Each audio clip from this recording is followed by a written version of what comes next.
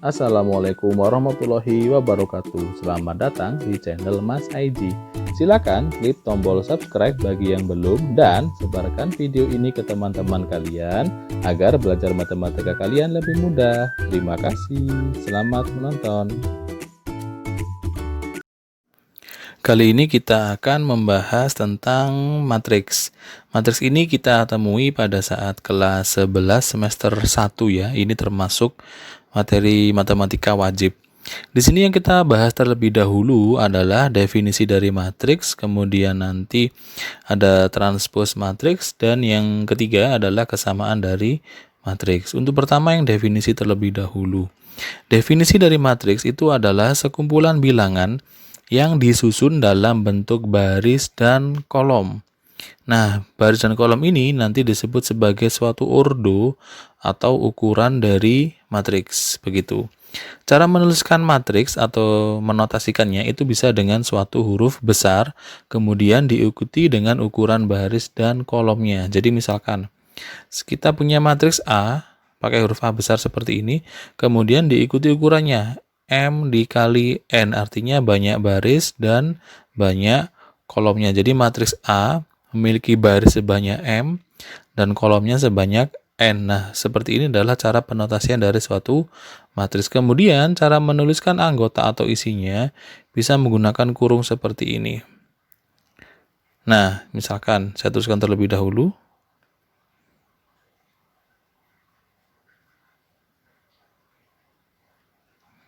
Kemudian seperti ini.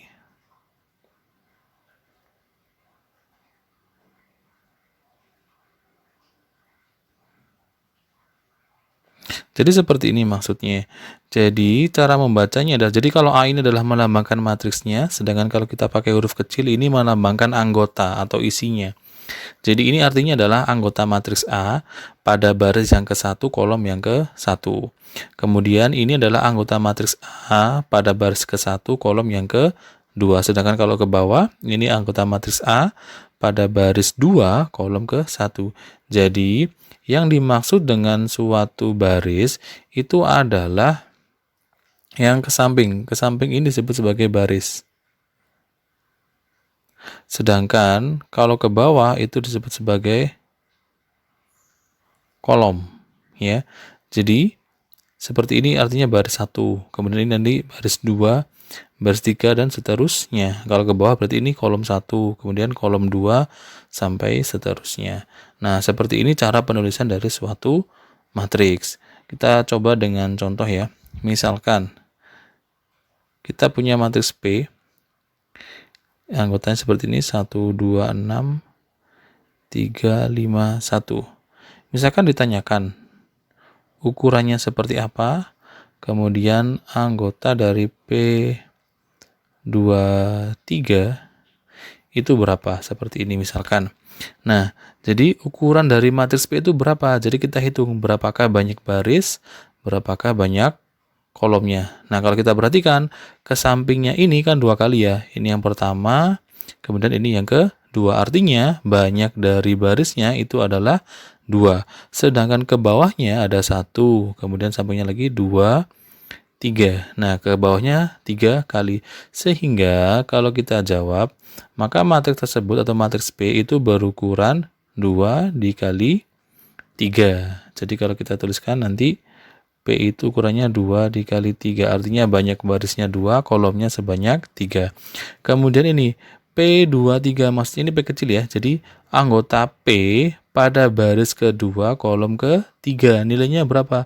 Baris kedua. Jadi ini baris 1, baris 2. Berarti daerah sini.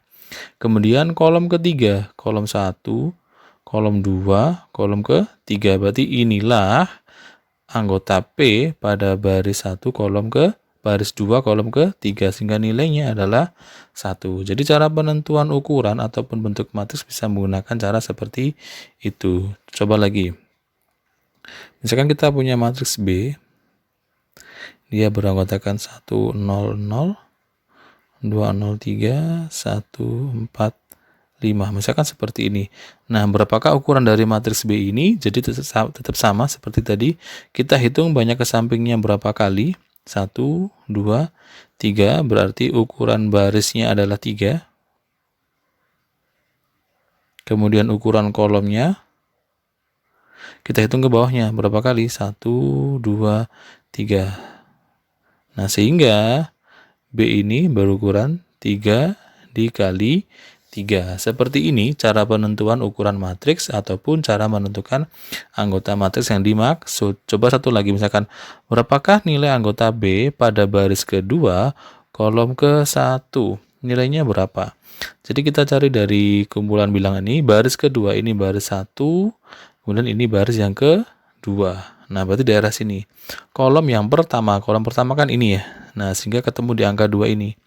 Maka nilai anggota dari matriks B pada baris 2 kolom 1 itu adalah 2. Caranya seperti ini. Nah, setelah kita paham bagaimana definisi dari matriks, kita beralih ke yang namanya transpose matriks. Transpose matriks ini merupakan proses perubahan baris menjadi kolom dan sebaliknya. Jadi misalkan kita punya matriks A, dia ukurannya misalkan 3 kali 2 seperti itu. Maka misalkan anggotanya adalah 1, 2, A, B, kemudian ada 3, 5, misalkan seperti ini. Nah, jadi ada matriks A, anggotanya seperti ini, 1, 2, AB, 3, 5. Dia ukurannya 3 dikali 2, barisnya ada 3, kolomnya ada 2. Nah, A transpose itu cara menuliskannya adalah A dipangkatkan T. Artinya transpose dari matriks A. Caranya tinggal kita ubah baris menjadi kolom dan sebaliknya. Jadi kalau awalnya dia 3 kali 2, saat ditranspose ukurannya berubah menjadi 2 dikali 3 karena ada perubahan baris menjadi kolom. Kemudian yang awalnya dia ini misalkan 1, 2 ini kan baris pertama ya. Dia akan berubah menjadi kolom yang pertama. Jadi 1, 2 ke bawah seperti ini. Nah, ini anggota pada baris kedua menjadi kolom kedua, berarti A, B ke bawah.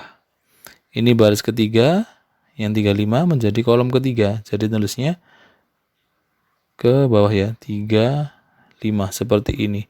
Nah, akhirnya yang awalnya baris menjadi kolom dan sebaliknya. Yang awalnya kolom menjadi baris, ini disebut sebagai transpose. Jadi cukup merubah baris menjadi kolom. Yang awalnya ke samping kita tuliskan menjadi ke bawah.